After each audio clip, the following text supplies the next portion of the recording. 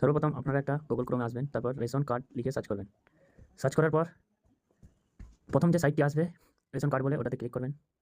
Click করার পর ration কার্ডের সাইটটা ওপেন হয়ে যাবে এবং এখানে দ্বিতীয় পয়েন্টটা self service for ration card, ওটাতে হাত দেবেন।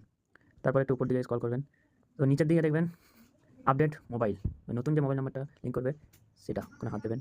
তারপর আপনার যে রেশন কার্ডের নাম্বারটি বসিয়ে নেবেন। তো আমি নাম্বারটি বসিয়ে নিচ্ছি।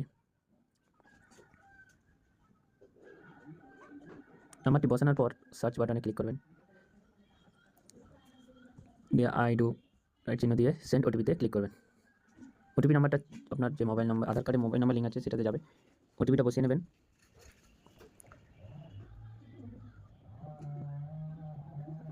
একটু মিস্টেক হয়ে গেছে, ওটিপিটা দেখে বসিয়ে নিচ্ছি।